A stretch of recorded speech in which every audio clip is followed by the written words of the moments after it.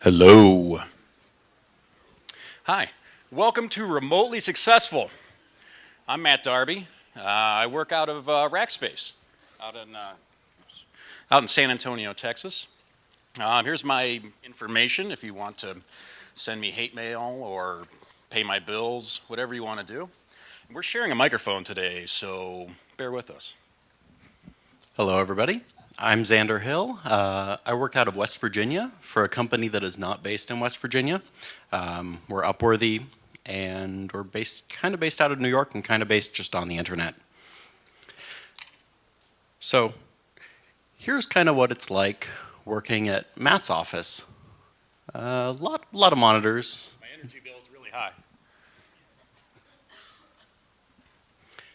And this is more what it's like working where I am. Excuse the snark on the mug there. And sometimes this is what it's like working where I am. This was in Portland, Oregon on a trip. Sometimes you're oppressed by other animals when you're in Washington, D.C. Cool. All right, so there's misconceptions about working remote, right? Number one thing is that we do not wear pants, and that is perfectly true. We also don't shower until about 4 p.m., if at all. So working from home is wonderful. The great things about it, seriously, is that you are truly less distracted if you can work that way, right? If you're the kind of person that is inwardly motivated and you actually care about what you're doing, you can get so much done with no meetings, less distraction, all that great stuff. You don't got to drive in. Quality of life goes right up. I used to work on the other side of town, and it took me 45 minutes one way every day, right? Stuck in traffic, this sucks. I quit, I got a remote job, and I became a professor in the time that I saved commuting. So helps out other people too, not just yourself. So what's it like as a remote developer? Why not? It's Zoidberg. Zoidberg all day, dancing on a poker table. Why not? And so once you go remote, it's very hard to go back.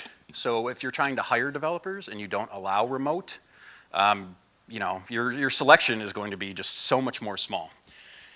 This stuff isn't going away. There's things and movements that are going to allow people to work remotely most of the time.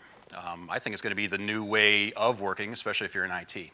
Offices are overhead. They cost a lot of money. No one likes being there. They suck, quite honestly. So you may be wondering who other than the federal government, and you may not want to work for the federal government. There are other companies doing this.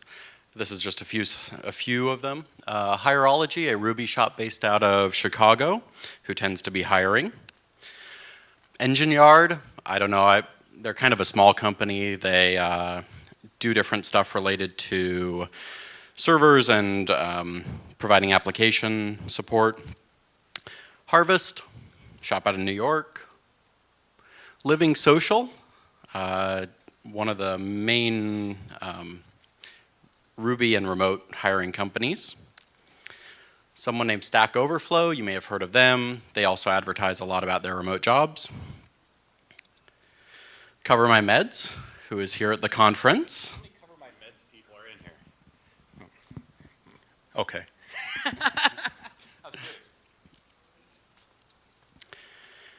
We have Instructure, based out of Salt Lake City, if I remember right, that hires a lot of good talent from around the country and has some very strong remote teams. And last but not least, we have these two companies, Upworthy, where I work, and Rackspace, where Darby is. So who wants to work remotely here?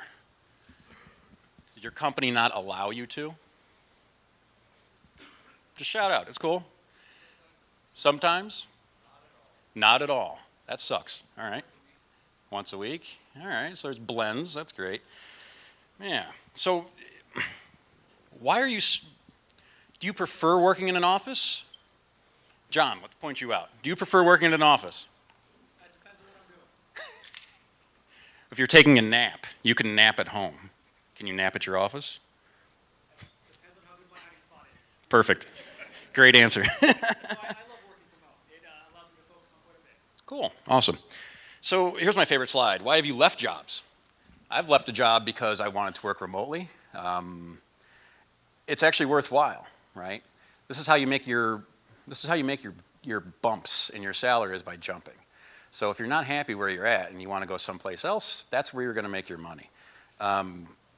People like to wait around for the raise that they deserve, and it never comes because they have already bought you. So if you jump somewhere, you're fresh meat, you can get more money. So that's one of the great things about remote jobs. You just log into a different server the next day, things, different projects, same code, same code, different code base.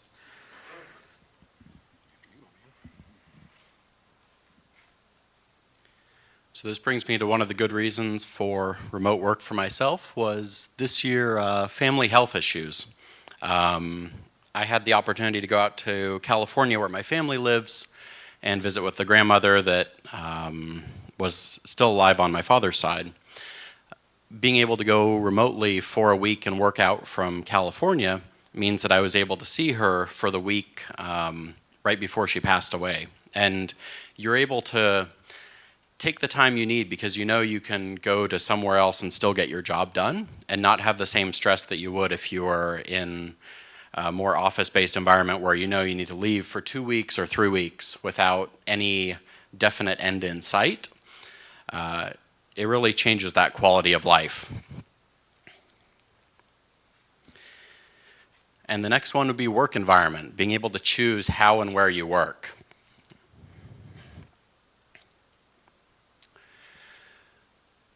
Moving, it's another reason that people lose or leave jobs. Back in California, we chose to leave there and move to West Virginia, which certainly meant that I was going to leave my job. This was not our moving truck, but it felt a lot like that. I hope to never move again and made my partner promise that she would bury me in the house.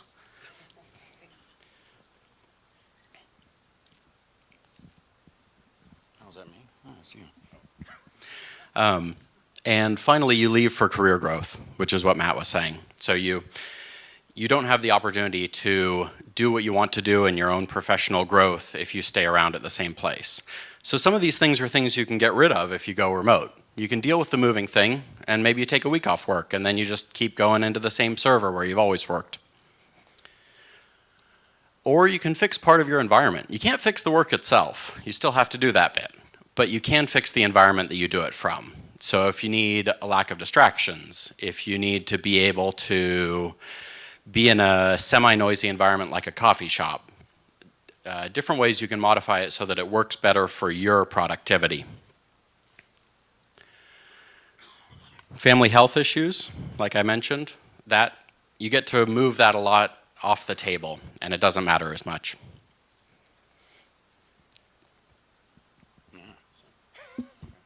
All right, we fed in on this a little bit. But if you hire remote, you're obviously going to have farther access to much more skilled developers because you're not relying on a geographical location to pick up your people. You're not worrying about moving people out. You're not paying for people to move out, and you don't have to live in San Francisco for $700,000 for 15 square feet apartment. Work wherever you want, wherever you want. It also makes it a lot easier to hire diversity. Hiring people across the board, different cultures, different time zones. It's amazing the cross-pollination you can get on your team just by having a few people from Europe around. They just have a different way of viewing things sometimes, and it's helpful. And it's really hard to hire an Englishman in Columbus, Ohio. So, yeah, all right. So with the diversity, engineers with families, I have a little kid, right? So sometimes she's got to go to the doctor, whatever. I got to run around. I'm not in high school anymore. I don't like to ask permission. I got to go do stuff, right? The various time zones thing, once again, the Europeans like to do things differently. It's awesome, and they give you a different perspective. And once again, people don't want to move to San Francisco anymore. There's a pushback against the technology people out there for raising rents and rates and all that stuff. Stay where you're at. Ohio's a fun place. It's easy to live here. Cool. So we're acting as a remote company. What do we do, right? So at Rackspace, my team, I believe there's 15 people right now, and we are all remote. There's one person that actually lives there and doesn't go into the office because everyone else is remote. Why not be remote yourself? So the big thing with remote first is that you have to remember that you have to have like video conferencing capabilities, like secure ones, good bandwidth, no choppy BS. Google Hangouts will work every now and then. You have to keep everybody involved if they're out. If you don't include someone on a conversation, they don't know about it. That's simply it. And then people go on and forget that there were some people remote and they're left out of, the conversation. So you always have to spread the communication to everybody, regardless of where they're at. So the great thing is, meetings will take care of that. Conference calls suck too. Pair programming, we usually use Tmux or Screen Hero to do a little bit of remote pair programming. We use Slack quite a lot for chat applications. The big thing about being remote is that you have to go on site every now and then, right? You have to make shared memories with your coworkers. So if you live in a different area, it's very important to go on site, have some beers, get into trouble, have a little bit of shared experience. It really brings up the camaraderie because you're not going to be there 99% of the time. Go for it. To carry on that, it makes a huge difference to have very low friction systems for interacting with each other. So think of that in the sense of the chat applications. We've used Slack at work, we've used HipChat at work, people used to use, Basecamp or the other ones from 37 Signals. Lowering the barrier for friction means that your team can communicate well. The same goes for video connections. Make sure that that's available for them. So if that means Google Hangouts, that's great. We found that at Upworthy, that only scales to a certain number of people, and there's also some mixed quality going on with those signals. There are other applications that work a bit better for us as far as when you start to get past 5 people in a meeting, and make sure those tools are available for everyone. It should be no effort to schedule a meeting with other people or to just group up for 5 or 10 minutes. You shouldn't need the executive assistant to go in and schedule something in GoToMeeting. Maybe you shouldn't use GoToMeeting at all. Sorry. Yeah, and make sure that that's all geared for the remote workers. When I worked at a prior company, it was an established business that had been around from the print days, that had gone into internet stuff, and they had not been able to hire enough people to do their software engineering. They were having high attrition rates down in Atlanta. They couldn't bring new people in. So they went to remote and made a very, very conscious shift so that everything happens remote first. That means even if 5 out of the 6 people are in the same space, you go into that conference center, you set up the camera, you involve people so that it's easy to get involved. And so people aren't left out. That can be particularly hard for the 1 person or 2 people that are, if you're a individual on a remote team and most of the rest of the team is not, it tends not to work out so well. So you need to set that up as a priority for the system. Cool. So how do we get started on this path, right? The great thing about this is that someone mentioned it. You can do it 1 or 2 days a week. You just try it out, right? Convince your boss. Show him how much work you can get done in a day, or him or her, I should say. And who knows, maybe they'll let you do it, right? As you were speaking about removing friction, asynchronous communication is obviously gigantic when you're remote, because that's the whole point, right? You don't have to be there, you don't have to be in synchronous time with all of your coworkers at all times. Again, considering that a lot of them will be in different time zones, that's probably pretty good. We have Beer 30 at Rackspace, but for Berlin, it's like 4 in the morning or something. So we actually have Berlin beer hour at 11 a.m. So it's good, got to keep everybody around. So, but yeah, remote's just got to be trivial. It's got to be painless. You got to always do communication, really across the board. With the asynchronous stuff, it's great though. Let's see. Awesome. Yeah. What do you got down here? Okay. Yeah. Things that work well asynchronously. Code reviews, email, clarifying acceptance criteria. Perfect. It all boils down to communication. That's it. You just have to talk easily and with intent, and you have to lay ground rules, really. When you're remote, people don't get to see you. They don't get to see your feedback. So you have to just, I don't know, be nicer. So when do you go sync, right? We're all talking about asynchronous. When do we go sync?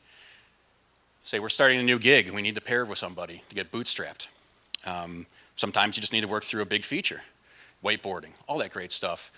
That's a little bit harder with working at home, right? Because you don't have a whiteboard that's easily accessible right in front of all of you. There's tools that go a long way into helping that. There are various available online. And once again, Google Hangouts works just well to, point the camera at the whiteboard and let's go. Cool.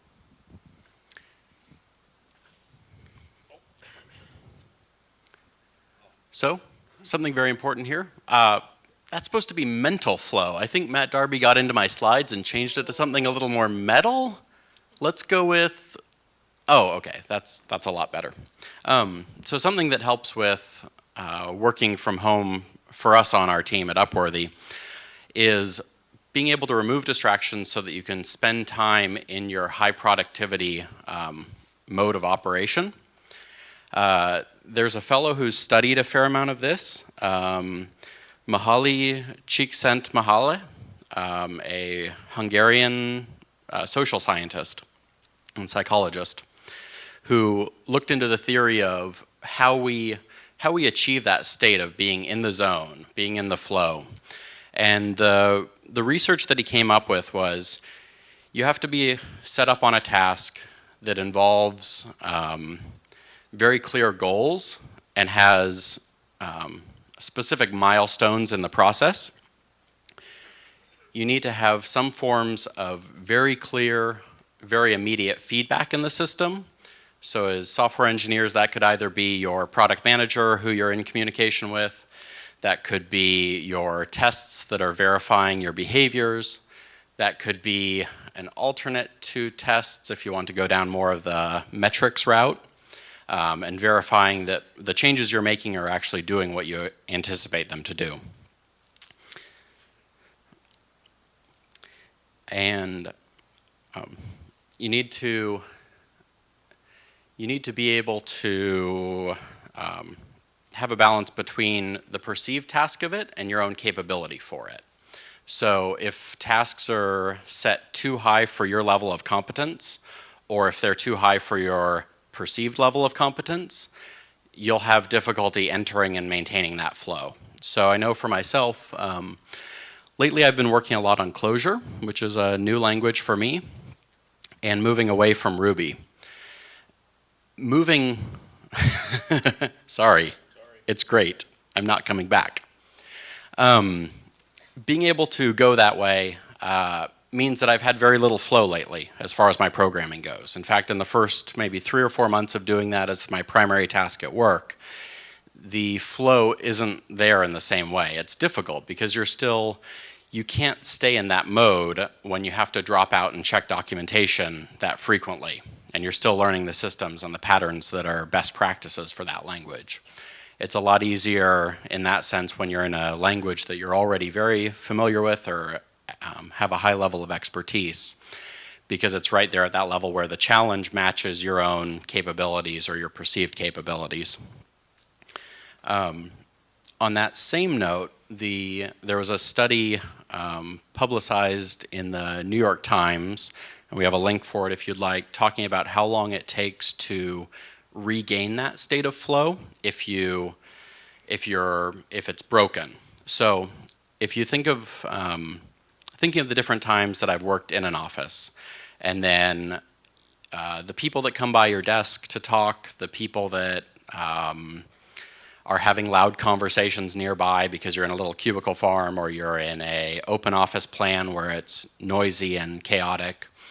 The people who are putting on headphones, they're trying to signal that they're trying to stay in that mode of concentration. And being remote allows you to do that better.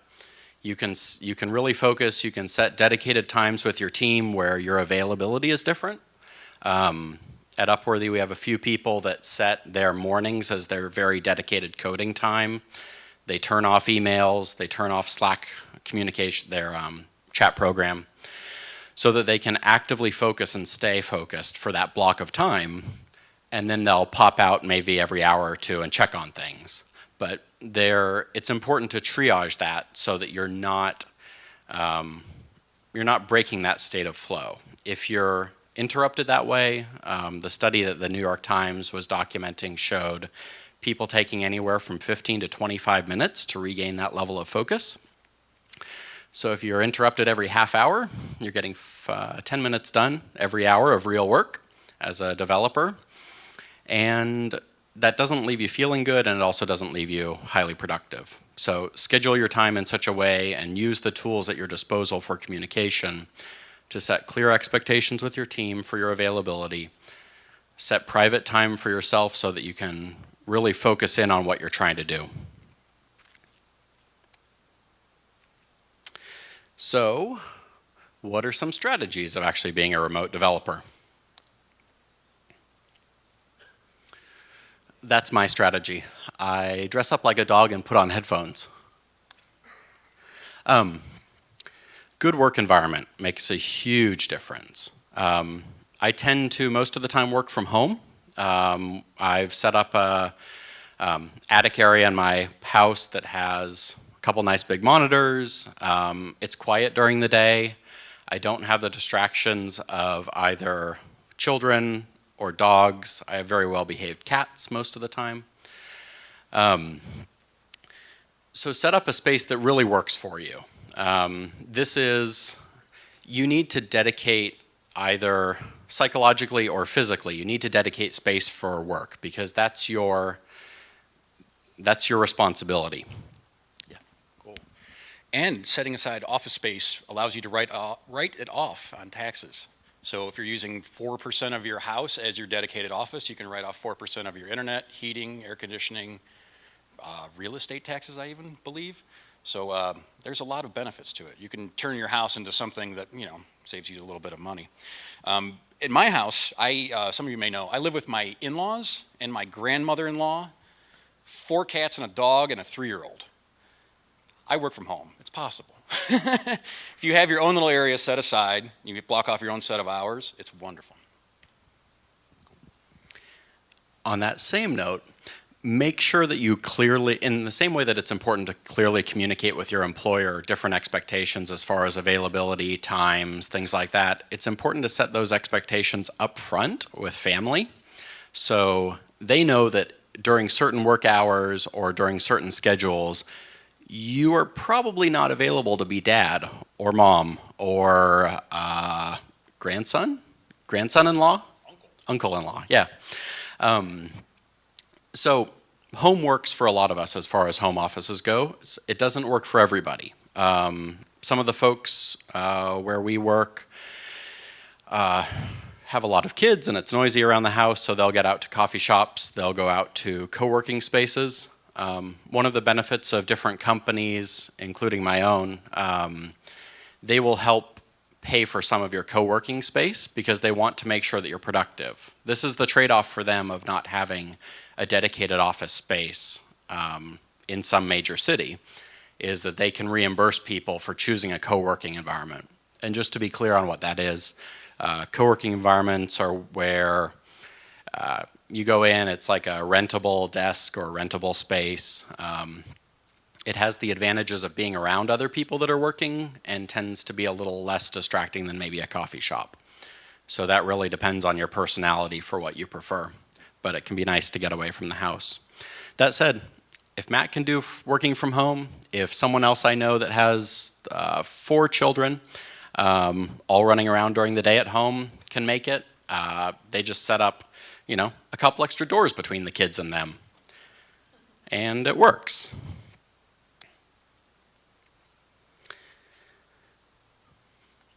And I'm lazy. If I can do it, you can do it. So, my own personal strategies that way, these are the top things that I think are important. So, make sure that you have set hours. And the hardest part we found at our startup company is actually walking away at the end of the day. It is very easy if you are a smaller company, maybe you work on a laptop that happens to also work for personal and company stuff. Choosing that really depends on legal advice, and I would advise talking to someone else about that. It works in certain environments and with companies that aren't greedy for your intellectual property, and it saves the company a bit of money. But make sure that you manage your own resources. So if you're very, very engaged in what you're doing, excited about the programming you do, remember that this is not a sprint. This is a marathon. You're going to just have to keep maintaining this pace. So at the end of the day, it's cool. Sometimes you're going to work towards, at least for myself, like 6 or 7 at night. That will also come off of other days where you have to go out and run errands during the daytime, you have other responsibilities. But make sure that you're pacing yourself in your work, because if home and work look the same, at some point it's very easy for work to crowd in and push everything else out of the way. You'll be sad, you'll burn out. So set clear expectations on availability. I was saying this both for work and for family life. It's especially important as far as communicating with work. I've worked at different remote offices, and some of them have very clear boundaries on when you'll start your day, when you'll end your day. They want everyone on business hours for East Coast, or they want everyone on business hours for West Coast, whatever. That's very clear-cut and easy. So if you're in those circumstances, you can ignore what I'm saying. If you are in an office where people work the hours that they're productive and just make a point of getting their stuff done, use some kind of shared calendar. Have a way of knowing, okay, I can expect the person who's our very knowledgeable operations engineer, I can expect them to be around from 10 a.m. to 3 p.m. dedicated hours on Friday, and probably until 10 p.m. because that's just the kind of person they are. But you know that you can reach them at certain times. Also understand that there are ways to escalate communication. So you have to focus a lot more on styles of communication if you're working in a remote environment. We tend to go with the priority list of emails. Emails are answer it kind of whenever you can. This is not super urgent. And then if you want more of a immediate back and forth kind of thing, you'll take it to chat channels like Slack or HipChat. And then if it's like, oh geez, panic urgent, we have other means for getting a hold of each other. You call someone on their phone. A lot of remote places will also pay part of your phone bill just because they want to make sure that you're available for them, or they will provide a phone to do so. It's still less expensive than having people in person in a major city. So with that, setting expectations and explaining to people when you'll be around, it's also important the way that you communicate with people.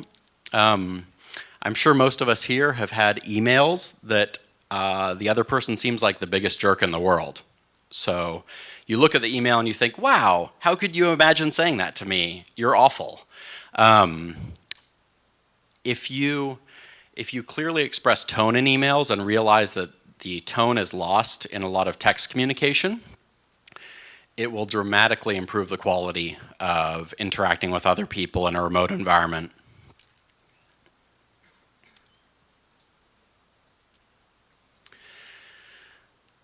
So a bit of wisdom that I learned from working remotely.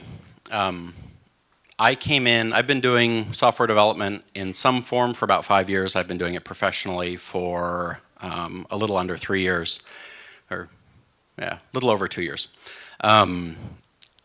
If you're on the junior side of things, which I certainly have been that way, you need to over-communicate things, and you need to over-communicate expectations with other people. It's easy to go kind of into a corner and get a little lost within yourself if you're working on a hard problem and maybe something that's above your current skill level. What I came up for, and I can't remember attribution of who told me to do this, but it's a great idea. If you're beating your head against something for 30 minutes or more at a time without making any forward progress, bring someone else in. You should have a very easy communication with your team. Maybe it's a lack of understanding of the software engineering side of things. Maybe it's a lack of understanding of the domain, depending on what kind of business you operate in. But it's great, even if it just ends up being rubber ducking something, where you're bouncing ideas off someone that may not have much more expertise. It helps improve, it gets you unblocked. And so we've created what we use at work is a very clear method of communicating that with each other, where we'll say, hey, I'm blocked on such and such. And you very explicitly call it out. There's no shame involved in hitting points where you're not sure how to move past it yourself, or where it would take you 3 or 4 times the length of someone else who already has a bit of knowledge in that region.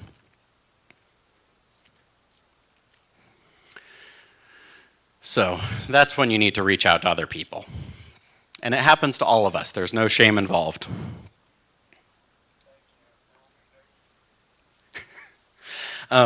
Speaking of the tone part of things, I remember coming into the software engineering world and thinking, wow, this is silly and ridiculous. Like, why are we using these little icons to indicate anything? Are you people juvenile? I believe totally different things nowadays, and they're super helpful. If you're not actively injecting tone into your communications that are plain text, I'm sorry, but I think you're doing it a bit wrong. Like, you will work better as a team by injecting that kind of stuff into your daily communications. And it can be also a nice, lighthearted way to indicate things. Just don't use the poop one when you're pointing to other people's code. That's rude. Also, don't use the praying one when you're pointing to other people's code, or the sad crying one. Those are appropriate for other situations where, say, something broke in production and everybody's sad. Now you tell me I shouldn't use the shit one. I've been fired so many times. No. We're repeating ourselves at this point. It's awesome. The big thing is trust. Go on site, create the shared memories, as I mentioned earlier, because I've obviously practiced this. One other big thing is that I just coined outside called WOOF, working out of office. Everyone says working from home. You don't have to work from home. Don't work from home. Go to coffee shops. Go on a vacation. Go to Niagara Falls. Who cares? Sit there on the sidewalk and code. Go to Europe. Go to Europe, yeah. And Zander and I, we did this slide deck remotely. Speaking of remotely successful, he was in Poland. Like yesterday? 2 days ago? I was over for a conference, so I made the opportunity for myself of, okay, I'm going to go to a conference over in Poland. It was for Elixir conference, which is a functional programming language based on the Erlang VM. And with remote work, you can take a chance and like go over somewhere else and say, oh, I'll fly there, I'll spend a week or two, I'll still do my work, I'll shift my hours so that they stay on the same time pattern as the rest of the team, and then go to the conference for 2 days. It's a wonderful experience. It dramatically increases that quality of life quotient that's going on. Sorry, Darby. Fill time, awesome. One thing that I'm always guilty of, or at least I have been in the past, something I'm trying to be cognizant of, is that everything happens to you in your own head. So, you get that weird email and you might be stressed, you got 16 other things going on. No, the person that sends that email doesn't know, maybe they're pissed off and they have bad tone. That stuff really starts to be poison when you're working remotely, because you don't have that camaraderie. You don't have that moment where you can pull them aside and be like, dude, what the hell? So most people aren't going to be mean to you intentionally. Most people tend to take things as aggressive, I found, or will silently sit there sad about it. So usually people are nice. Just it's in your head. Go for it. A little bit more on that. It's harder to manage if you are on a remote team. That's just kind of a fact of the matter for it. When you're taking responsibility as a manager for software engineers, you need to be very proactive about staying in communication. If they are doing things that are good, you need to reach out to them and compliment them for it. If they are doing things that are less than ideal, you also need to reach out and engage them about it. Head these things off early. These are all basic patterns that we should use in regular work environments, but we don't, and you have to work harder to do it remotely. Yeah. That's how it is if you're not communicating well. The cat's going to be sad. And you're going to have trouble with actually getting things done. You're going to lose focus. And lastly, yep, that's how it is if you go a week or two without communicating to people on what you're doing. You need to focus on this stuff. Real quick, watch the guy bounce off the aisle. Watch his orange shirt. Boom.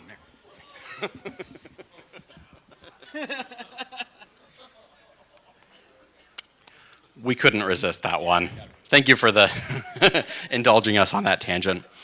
So let's talk about not working remotely in the sense of what happens when you acclimate to always being on because work never leaves your side, because you have your cell phone in your pocket and you have your work email on there, and they can call you as well, or they could text you, or they could Slack chat or hip chat you. And you also happen to be a bit of a nerd, so you carry your laptop everywhere with you. So you open it up to do fun stuff, and there's work. So why don't I hop on and I'll interact with them? And you need to work harder to not do that when you go on vacation. We've created a system for ourselves at Upworthy where I've been pointedly ignored when I was on vacation, to the point of people saying, "Who's that speaking in chat? I wonder what they're saying." And they actively won't respond to you, even though you're directly trying to engage them. The reason for going on vacation like that and really trying to break away from the work environment that you're in is that vacations are good for you, and vacations, as our co-founders pointed out recently and keep harping on us about, is good for the business. It's good for the business in the sense that you come back, your motivation is high again, you are happy to be there, you're not off surfing Twitter or whatever you do. You are very, very engaged and focused because you're happier in life. Those, and not just vacations where you stay around and do all the chores that you're meaning to do, like the room that we were supposed to renovate in our house. Not those kinds of vacations. Like, we're talking real vacations. So this is a picture from Poland near a salt mine. Wielczka salt mine. You need to make sure that you're cutting yourself off from the work environment. You need to take honest breaks from it, because that's what helps you maintain for a longer period of time. We found a quote in Lifehacker saying that a 10-day vacation has the highest probability of providing the rest, relaxation, lifelong memories that we all hope to get, but rarely do, from the highlight of our summers. Conversely, taking fewer days often leaves a residual dissatisfaction that leaves us perpetually wanting more. So go ahead, tack a few extra days onto your next vacation, and we'll be the better for it. A policy that we've put in place for ourselves at Upworthy, we found that people were not taking their vacation, and we have an open vacation policy, so this was defeating the point of it. We put in place a minimum number of days that you have to take every year, and also incentivize people that were taking a week-long vacation where they also went somewhere away from home. So there's an active incentive that you should go away from your home for a week or more, and we will pay you to do so. That's what keeps you going. The reason we're working like this is because we want to have better lives and better quality of life. That's a good segue. I mentioned earlier, I have a 3-year-old little girl, and I work from home because I wanted to spend more time with her. And I do spend more time with her. But what I didn't realize, actually, on this vacation tip, is that I wasn't spending quality time with her, right? So just because you're around, you still have to get away, and you especially have to get away from the house if you're working in it, right? Because that has certain connotations in your head. I got to get to work. Get out of the house, get your kids, go on break. 10 days will completely rejuvenate you. It's amazing. I actually was just lucky enough to have this happen to me. Wonderful time with my kids, went out, still got work done, came back rejuvenated. It was great. So I mentioned earlier, once again, that I was a professor at Franklin for a couple years. And I always kind of closed my classes lectures with these kind of parting thoughts. I've always had really great feedback, so I tend to tell people this quite a bit. The biggest one is get over yourself, right? Everybody in here has imposter syndrome. Everybody in here is afraid of looking like a dumbass. We all are. Get over it. The sooner you accept bruises, the more fruitful you're going to be in your career, right? And when I say accepting bruises, you're going to get hurt. People are going to fire you. You're not going to be accepted for the job, that kind of stuff. Back when I was even looking, I was once forgotten mid-interview in the conference room. The guy walked up, went to go do something, left for an hour, and I sat there. Bruises, right? You have to go through it. I also had one guy, I was interviewing for him. After half an hour, he sat back, and he went, "So tell me something that will make me remember you." After half an hour, I was sitting in the same room talking to this fella, right? So you're gonna have bruises. They're not a sign of weakness, they're a sign of determination and strength, because you're gonna keep going even though you get punched in the head every now and then. And that kind of leads into the changing of your position. And this is really true with remote people. We're all passionate folks, right? We're all programmers, we all have great ideas, we all know how to save the world. But if you're started getting that conversation, especially on Slack with this asynchronous kind of communication, and you don't get the human feedback, sometimes you just have to say, "I was wrong." And a lot of people are really afraid of doing that, but it will advance you so much further. Just admit you were wrong and continue on.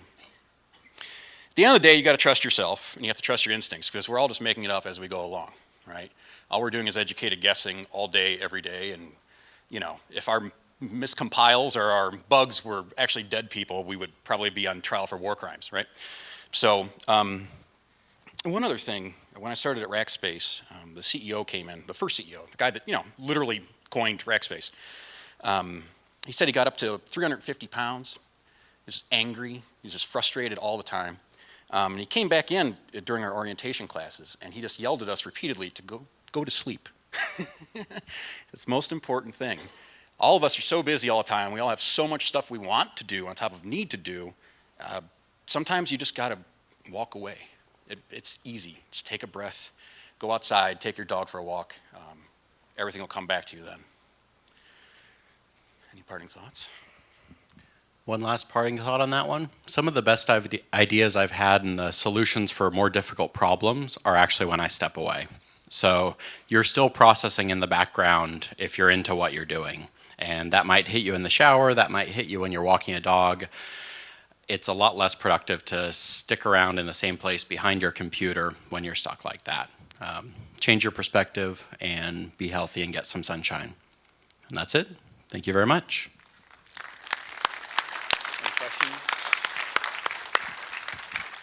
Any questions or anything? Yes, sir.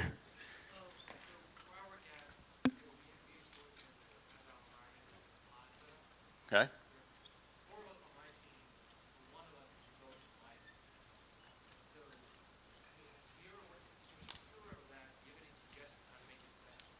Making it better.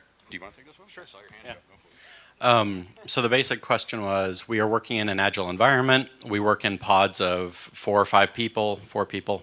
And is it pods where you have people that are like one product manager and a couple devs? Is that the style? Okay, so. And one of your devs is? Okay, over in the Netherlands. And the rest of your people are co-located? They're all in the same place here. Okay. So it's a little trickier if the bulk of your people are in one place and you have a single remote person. The best, at the last place, for backstory on that, the last place I worked, we did the pod setup, and once we switched to that, we had really good experiences. But the thing that made it work there was the culture was, even though like 40% of our people were on site, including all the product managers, we didn't have remote product managers. Everything was set up to be remote first. So it didn't matter that 3 people were in the office, because those 3 people might not necessarily get up from their desks to actually go to the meeting. They would just log into Google Hangouts or Zoom or whatever they were using and use it that way. So you do have to shift it that way to be remote first. The Agile thing totally works. at a distance. We had really good success with that at the last place and at the current one. You do need to make sure that it's not just your engineering team that's remote in the mentality, not necessarily in the physical location. Yeah, does that help a bit? Yeah. I'm happy to talk more later if you want to afterwards. As you mentioned earlier, so we work remotely, but our company uses GoTo and Skype a lot. What you mentioned that you didn't like GoTo, and I don't think the rest of people in our company are particularly enamored with it. What do you use instead of that? It doesn't support phone conversations for the less enlightened. Sure. Okay. Yeah. Okay, you can follow. Perfect. At Rackspace, we use a thing called Vidyo, V-I-D-Y-O. It has iOS clients, Android clients.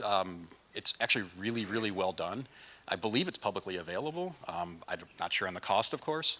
But VIDYO, you can get a nice conference screen with like N number of people, share stuff, whiteboard, all that great stuff. We live on it.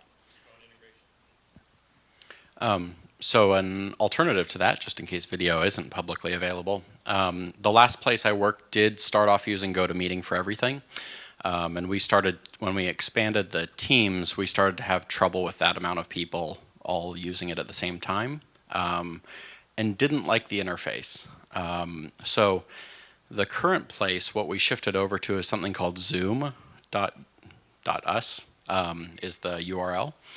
And it's very, very inexpensive. The video quality I find to be a little bit better than Google Hangouts, which is nice. And it has a better display for feeling like you're part of the whole meeting. So you get little video windows showing up as like a tiled setup, which is really nice. It does, if you pay for a slightly more corporate style package, it does support calling in. And we had to use that earlier this morning when one of our lead engineers was in a place that had bad enough internet that they couldn't use it, so they had to call in. And it worked very nicely. So I recommend that. You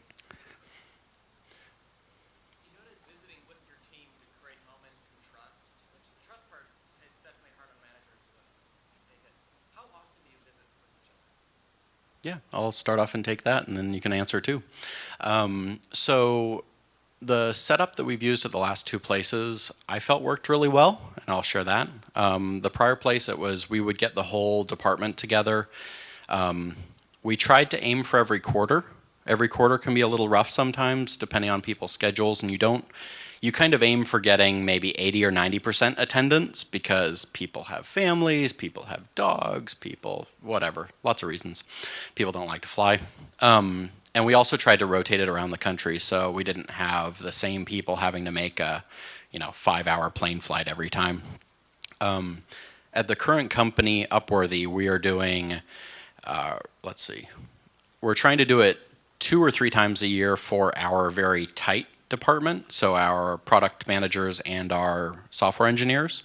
And then we do at least once a year or twice a year of the whole company. But that's dependent on the company size, of course. We're currently 80 people for the whole company.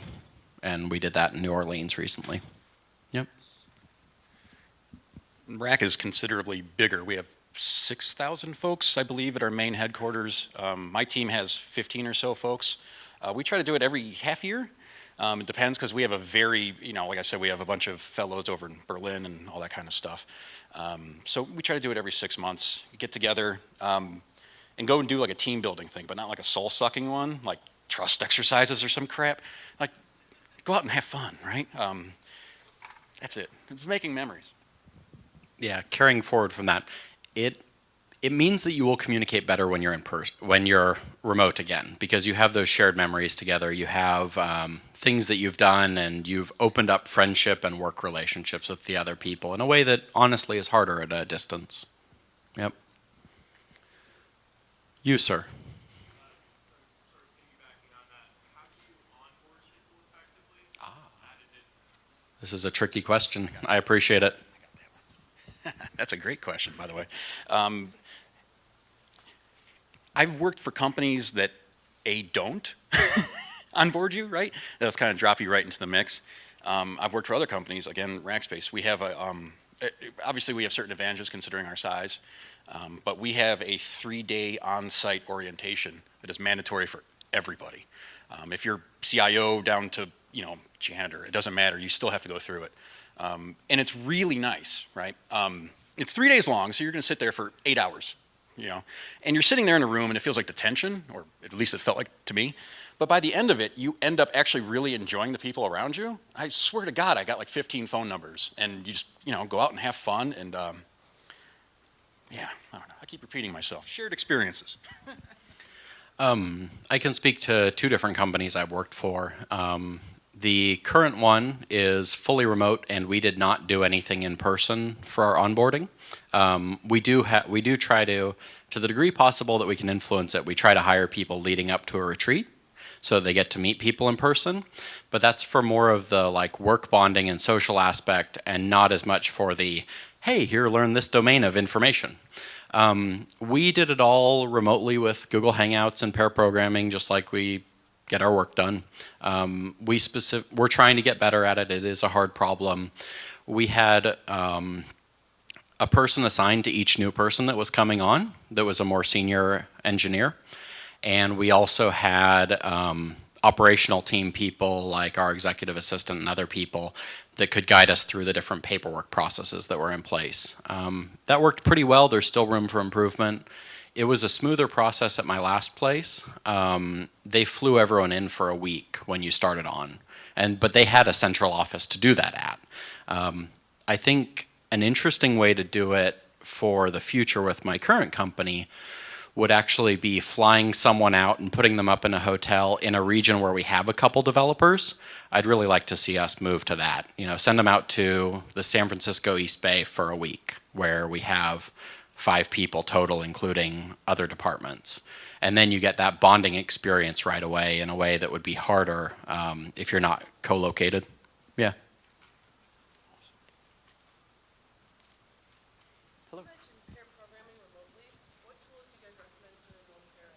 Oh yeah. I'm sure I'll give it to Matt. We're both trying to avoid the microphone.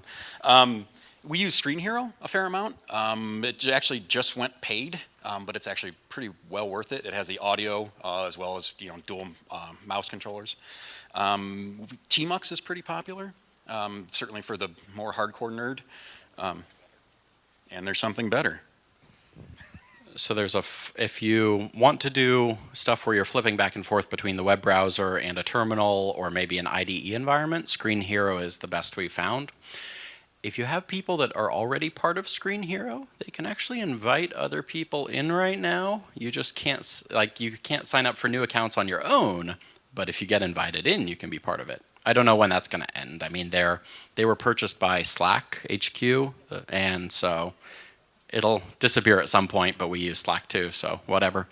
But the one that I've found that's better than Tmux is a fork of Tmux called Teammate, Tmate, and it does some things to reduce the lag in the system with Teammate, and it also sets it up so that what you do is you open up a Teammate session and you ask it for the one-time auth token that someone else can use, and all it is a route that's sent through a central server and then routed to you. So you don't have to punch through a firewall yourself. You just fire it up, ask for the URL, someone takes that SSH command with the one-time token, and they can get into your box. That session is killed the moment you close your browser, the moment you close your session in the terminal, and you can also kick them if you need to. So, I wouldn't do it with people outside of the company that I didn't strongly trust. But if you make sure to flip off on responsibilities, then you also have the potential to rm-rf no preserve root. Yeah, then you're both it's mutually assured destruction. You can trust the other person.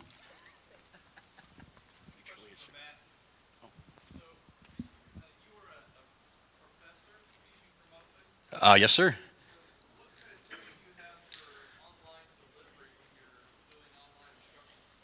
That's a great question. So the question was around strategies for online learning, online teaching. My first online class was actually one that I taught. So I've never actually been a student online, I've only taught. So kind of got thrown right into it. Teaching online is very weird. You have zero feedback from your students, and that's bad. And that's actually part of the reason why I quit. You don't get the feedback. You don't see when someone's lost. And then you have those great crickets when you ask for questions, and it's like, no questions. Like either you really understand what the hell I'm saying, which you don't, because I don't. So you have no questions, right? You're completely lost. What I found is that about a third of the classes, third of the kids are always going to succeed. Another third don't care. And the other third, I don't understand how they breathe. That sounds rude, but it's based on their grades. Strategies, it's really the same with this. It's a matter of knowing their names, getting to know them personally a little bit. A lot of students have, well, they're people, right, obviously. So they have health problems. So you help them through that. There's give and take. There's a little bit more trust involved with the online because all you have is the emails. At Franklin, all I would see is someone's name, and that is it. So many of my students, I never even heard their voice. So I'm just some weird bearded dude up in my attic talking to myself, with no feedback. It's difficult. I don't know that answer. That's why I quit. It's a great question, though. Go for it. How do we deal with code reviews? Great question. Pull requests, GitHub, that's it. Synchronous code reviews, yeah. A lot of places I worked, namely EdgeCase, back when we would have a particular day, like a lunch and learn, but instead of learn, it was refactor, or code review, or demo day, that kind of thing. You get everybody in the company and you just go line by line. A lot of people are afraid of it, but you level up big time. So yeah, just centralize everybody, get them all in the same room, and review pull requests, really. We try to keep most of ours asynchronous, but we have a system in place where we have a dedicated email that you can send something out to, and when you put in a bigger pull request that you really want feedback on and input, maybe from other people that know different parts of the domain better, you send something out to there saying you're requesting input, and people will comment on the pull request. If it gets to the point where that's a little too high friction, then people will team up for like 10 or 15 minutes, turn on a video session, and go through stuff and chat it out. Yeah.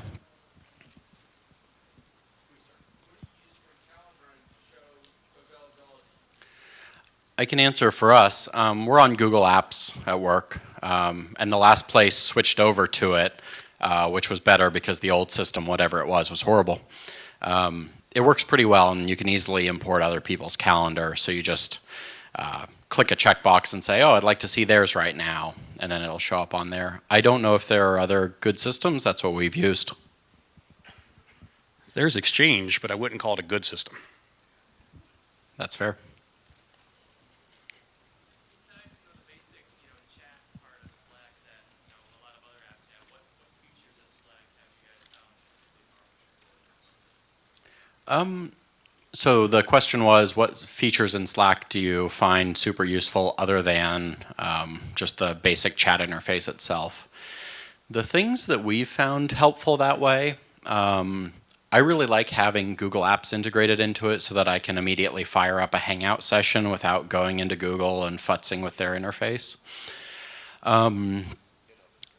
GitHub integration is very nice, so you can see what pull requests are going on for a specific project.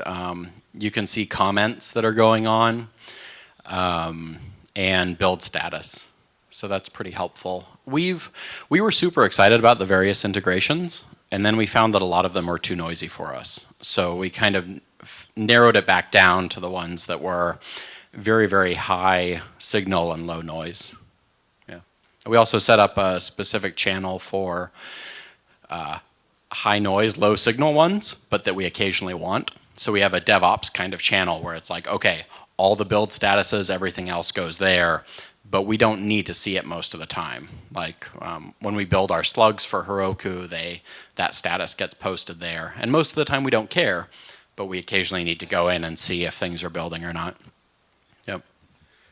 And the built-in notifications on Slack is awesome too. So to lower that signal to noise or make the signal to noise higher, I always just mute channels unless specific words like I mentioned or fail, build failed, something like that, because I don't want to be alerted for everything. But obviously, you still have to receive that signal, right? And one last useful thing for Slack that I can mention, we have multiple. I have multiple Slack accounts that I'm a part of for different open source stuff and other things, and that is amazing. That's really helped a lot. And you had more of a question, I think. Oh yeah, I was curious for a Microsoft shop. Do you think that the lack of a Windows client at this point is a makes it a non-starter for a Windows shop? Web's really good, and actually the native client on Mac is not really native. It's just a web window wrapping some kind of browser interface. So you are getting the same quality otherwise. Yep. All right, we have a bunch of people filtering in. We should probably wrap it up. We can answer more questions or chat if people want. Thank you, everybody.